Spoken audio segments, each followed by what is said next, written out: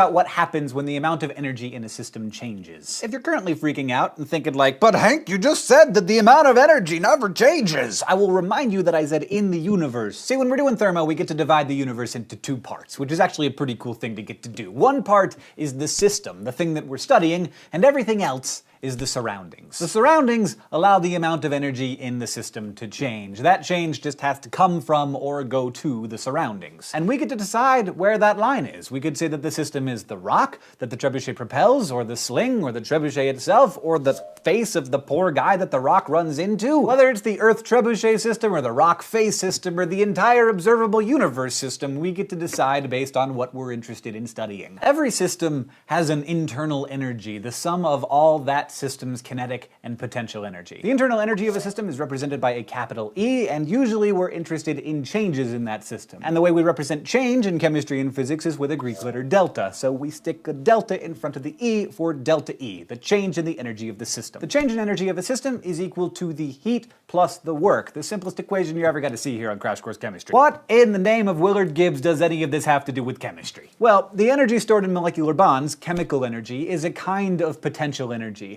It exists because of the position of the particles in the molecule. Just like with the trebuchet, in chemistry we can put energy into molecules and take it out and even use it to do work. Last time we learned about internal energy and the two ways that it can be transferred, by heat or by work. And heat and work are useful concepts, but they have limitations, particularly that it is extremely difficult to figure out how much of which one is being done.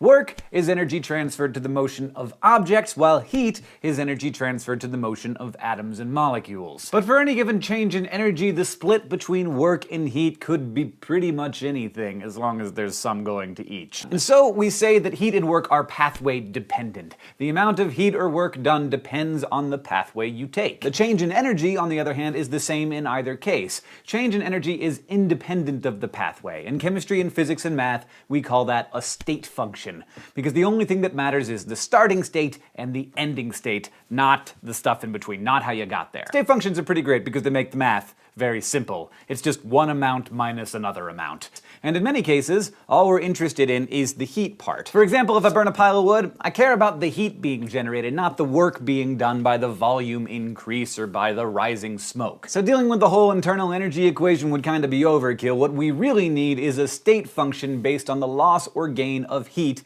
in chemical reactions. Which, yes, is what enthalpy is for. In addition to being a silly sounding word, enthalpy, which is represented by an equally silly capital H, is technically the internal energy of a system plus the energy that's required to sort of shove the surroundings out of the way and make room for the system's pressure and volume. With enthalpy, we can make some assumptions and do some fancy math to make the simplest equation we've ever seen in Crash Course Chemistry. Let's get there real fast. When a reaction takes place and enthalpy changes, that heat is transferring into or out of actual chemical bonds. Atoms and molecules reacting so that they contain more or less energy, and that energy is either released to or taken from the environment as heat. Those bonds are nothing but energy, and using enthalpy we can measure how much energy they have. Chemicals in their standard state are at 25 degrees Celsius and 1 atmosphere. Standard enthalpy of formation is the amount of heat lost or gained when 1 mole of a compound is formed from its constituent elements, and of course all of those elements have to be at their standard states. Since absolute enthalpy is unknowable, though, we have to be measuring from a baseline, and that baseline is the individual element's most stable form at standard state. That most stable form is defined as 0. Values for compounds are measured from that 0 baseline, and then the standard state values can be used to calculate the enthalpy change for any reaction, even hypothetical ones. And so in the enthalpy of reaction, what we're looking at are the reactants and what are called the bond energy, the amount of energy it takes to break the bonds in the reactants, and then the amount of energy that is released in the products, which is essentially the negative bond energy. And you can think of putting these on a balance beam. And if there's more reactant energy consumed, we would call that an endothermic reaction. If there's more released, we'd call that an exothermic reaction. Now remember, these reactions sit in their surroundings, and since energy can neither be created nor destroyed, in an endothermic reaction, thermal energy is going to go from the surroundings into the reaction. That's going to cause that reaction to feel cold. And the opposite if we're looking at an exothermic reaction. An exothermic reaction is one in which energy is released, or heat is released, and delta H is negative.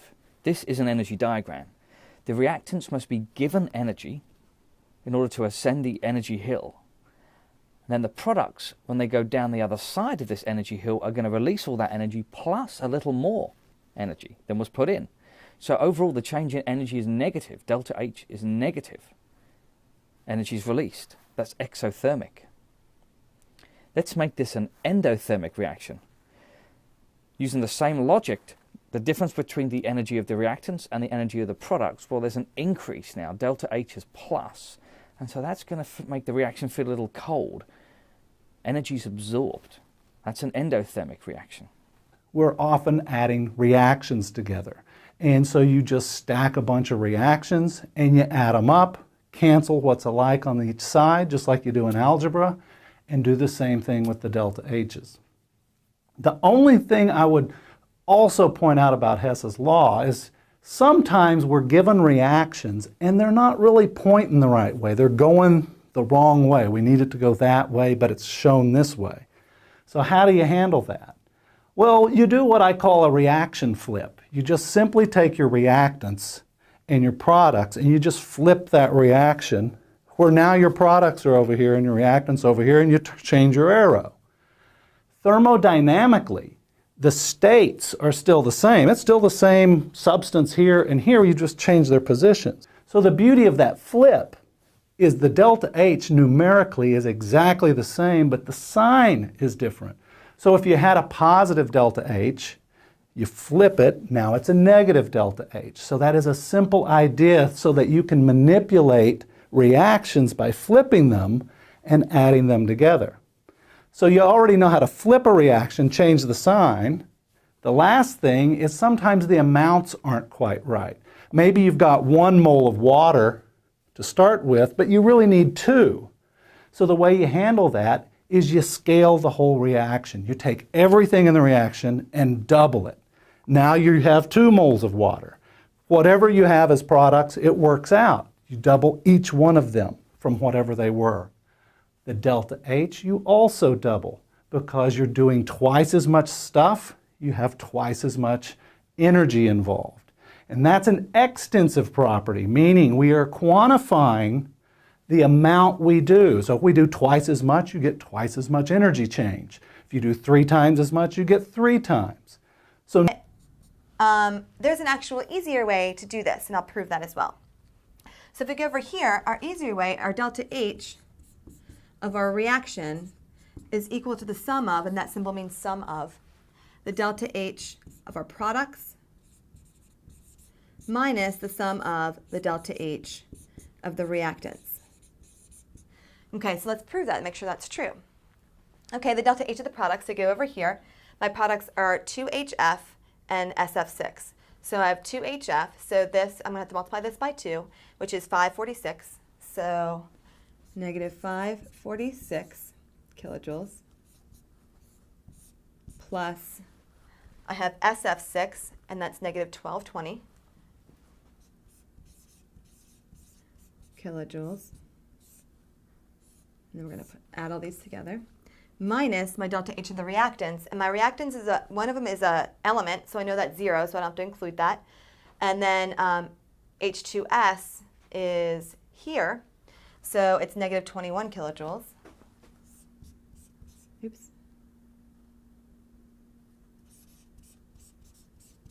Sorry.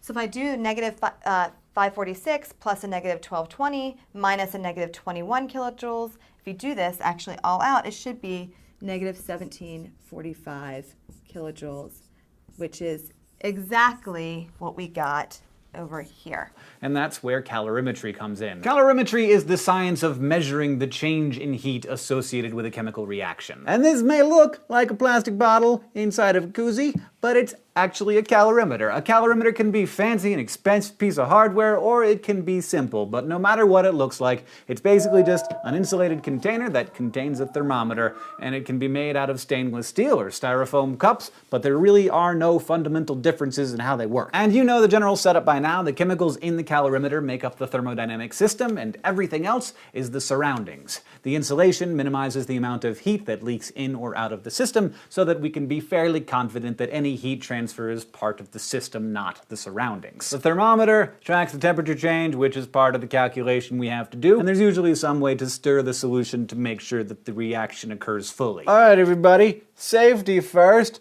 though I really should be wearing gloves. I'm gonna put 100 milliliters, also 100 grams, of HCl's 1 molar HCl solution into my calorimeter here. And now I'm going to put the same amount of sodium hydroxide solution. Before I do the reaction, I have to know our starting temperature, so I'm going to stick my thermometer in there and wait for a second to see what it does. It should be roughly room temperature. It's been in the room for a long time.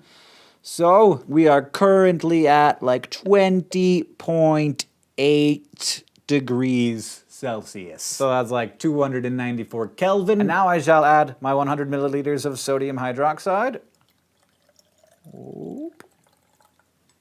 The temperature, unsurprisingly, is rising very rapidly, and I'm doing something right now that you should never ever do, which is stir with the thermometer, because if this happens in schools across the world, then there will be a million billion broken thermometers, and the stuff inside of these thermometers is not good. So never do what I'm doing. All right, the temperature should be stable by now. We have 28.2 degrees Celsius. Now there's a simple formula that allows us to calculate the heat change of a reaction simply by measuring the change in temperature that occurs in a calorimeter. It says that the change in heat equals the specific heat capacity of the substance times its total mass times the change in temperature.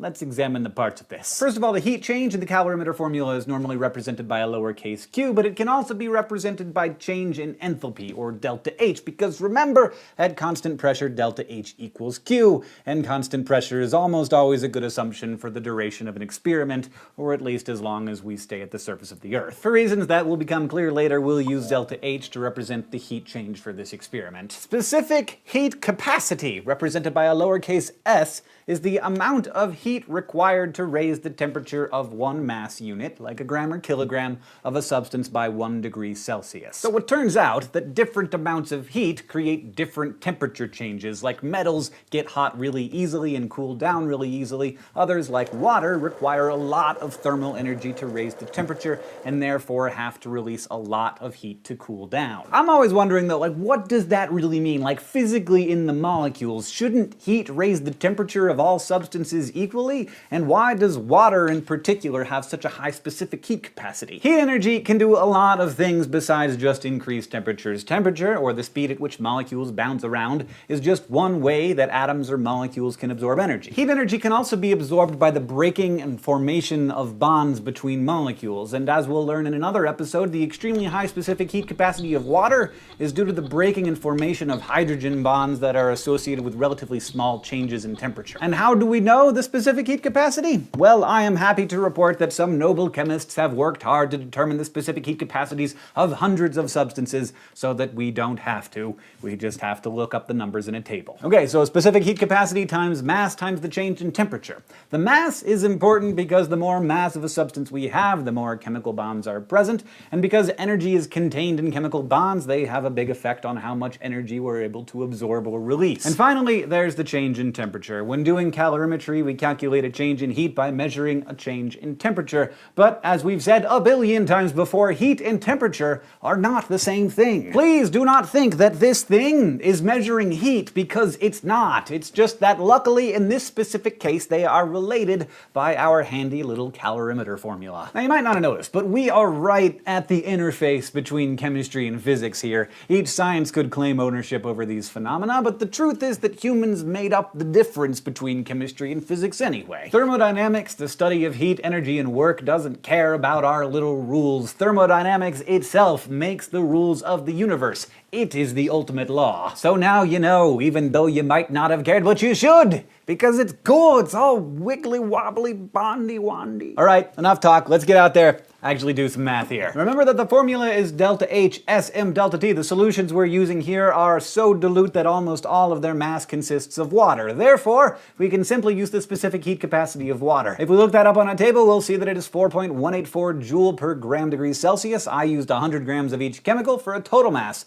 of of 200 grams. And finally, we need the temperature change. If you remember, the temperature rose from 294 Kelvin to 301.4 Kelvin. The difference between these two is 7.4 Kelvin. It's a positive value because the temperature increased. Cancel all the appropriate units and then bang on the calculator to get a final release of 6,192.32 joules, or 6.2 kilojoules of heat from the reaction. Because this formula is based on temperature change, and since the temperature increased, we end up with a positive result. But most importantly, it tells us the magnitude of the change in heat energy. So, I wonder how that compares to the amount we would predict using Hess's law and the standard enthalpies of formation. Remember that we can look up the standard enthalpies of formation for all the products and reactants in the back of a textbook or online. The chemical reaction between hydrochloric acid and sodium hydroxide produces liquid water and sodium chloride. The standard enthalpy of formation for hydrochloric acid is negative 167.2 kilojoules per mole. For sodium hydroxide, it's negative 469.15 kilojoules per mole. For liquid water, negative 285.8, and for sodium chloride, negative 407.27. I'm not going to do the mole calculations on screen, but trust me when I say that we used 0.100 mole of HCl and the same amount of NaOH. Because everything in the equation balances, it's just a 1-to-1 to 1-to-1 ratio, we can assume that they all have the same amount of each product as well. If we plug these into Hess's law and do the calculation, we find that the change in heat, or enthalpy of the reaction, is negative 5.67 kilojoules. The system is releasing or losing energy, so the number is negative. But again, it's really the magnitude that we want to know. So there you go, the calorimetry formula gave an absolute enthalpy change of 6.2 kilojoules, while Hess's law gives a change of 5.67 kilojoules. So, why the difference? Well, the greatest factor is probably that we use the specific heat capacity of pure water instead of the salt water that we actually created. We also didn't include the heat capacity of our calorimeter itself. The calorimeter walls and the thermometer were heated too, resulting in some of the produced heat not being accounted for. The insulation of the calorimeter is obviously a bit light, which allowed some heat to escape entirely, and that's another major factor. Even so, I'd say we did pretty well. The important thing is that it showed us what we needed to see, even though it was just a little plastic bottle in a koozie. For a quick, simple method, the calorimeter got us pretty close to the calculated value.